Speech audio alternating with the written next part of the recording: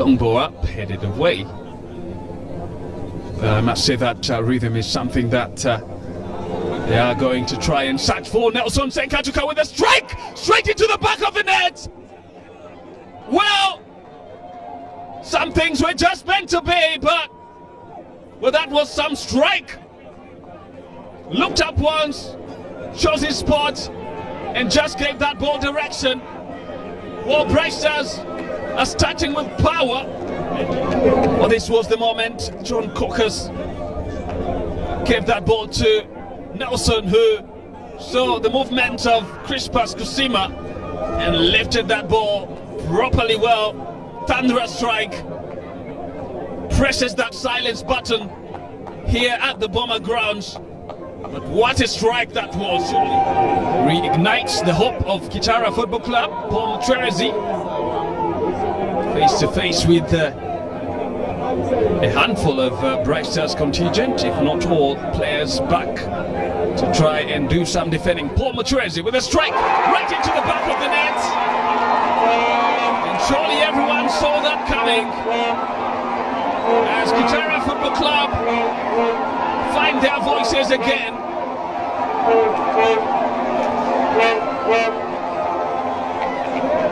And that cool and calm finish. Look at how that ball was slightly lifted past the wall, and enough power to get the better of Matovu Hassan. What a strike there from the man himself, Paul Mutwerezi. Just guiding that ball with enough lift to send the crowd into a frenzy. In the box of, this could be a tap in, easy one, and the name sounds again on a brace now.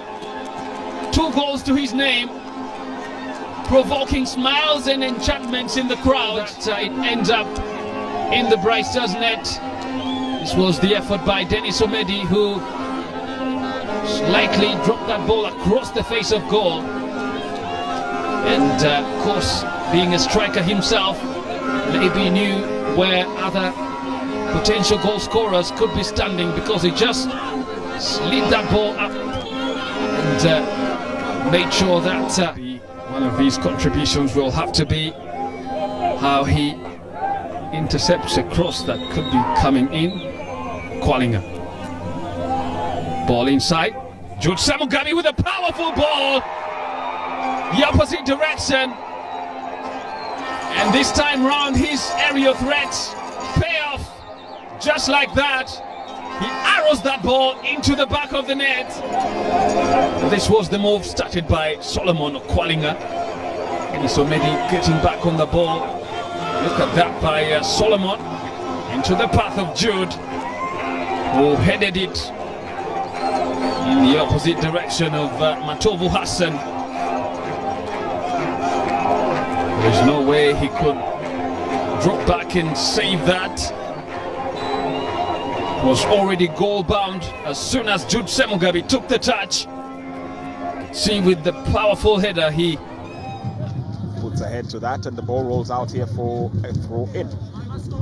And you can see that Abdallah Mbiru is already up in arms with his players, not happy about the way they are using the ball and the way they are trying to find each other. Feels that they're making many mistakes. Well, making a meal of that Atube, and this is Kenneth Chimera, one-on-one, slots it in. No mistake there. They took a chance and decided to dive into the deep waters. Lo and behold, the Sharks were lying in wait. Trying to dribble back when you're the last man. You can't do this. Just play the ball back to your goalkeeper and start play once again, as opposed to trying to dribble when you're the last man. And once you make a mistake, well, the writing at the nape of the neck of the KCC T-shirts is Smart City. They might want to adapt some smart tactics themselves, as there's a mess man here. Derrick Ochan spilling it right in front of the attackers, and out of respect for where he came from, Samson Chikozi will not celebrate, but that will not stop his teammates and the fans from going into delirium. H2 to the good, and KCC have their backs to the wall. Now it's going to be very difficult for them to get back into this one. That was well volleyed home by Samson Chikozi. if you wanted anybody to be in that position, it definitely was Samson Chigozie, because he's got the technique and he's got the ability to score such incredible and beautiful goals. Well, the two old boys combining there, Tom Masiko with the free kick, Samson Chigozie with the finish. For KCC, they've just buried themselves waiting. This probably will be Ashraf Mugume. Mugume bends it in and somehow manages to breach that defense with the final strike of the game.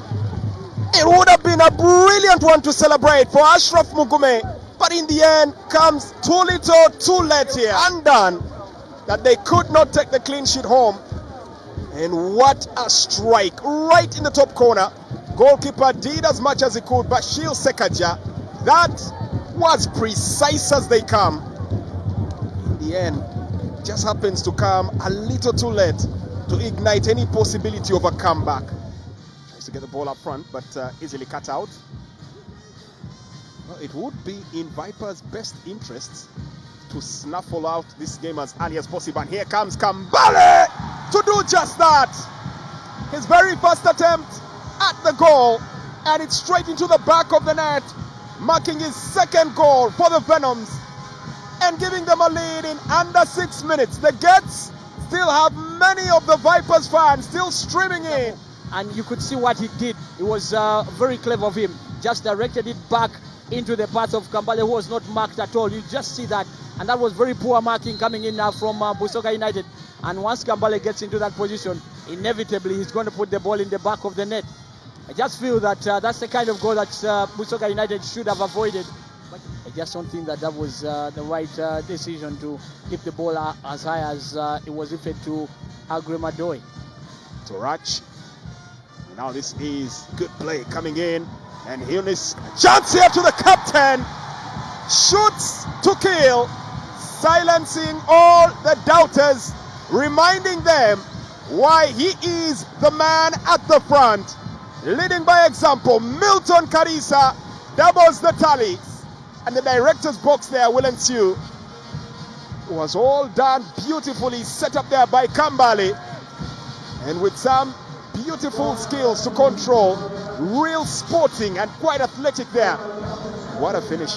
Yeah, that was well taken down by Milton Karisa, but the play from Kambale, great technique showcased there. That's Lawal, who just came on as a substitute, and then Karim Watambala. Doesn't look good at all.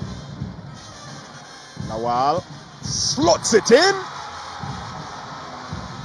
And it's 3 for the Venoms. All over. It's all over. From now on, it's a question of how many will be scored rather than if they will win. Karim Watambala wanted to take the penalty instead of him. But what did the coach say? Who was supposed to be the first choice? The more I look at the penalties when Vipers play, the more I'm tempted to think it comes down to the captain's decision on who should take the penalty. Yeah, but you could see he didn't even look at Watambala there. You see that?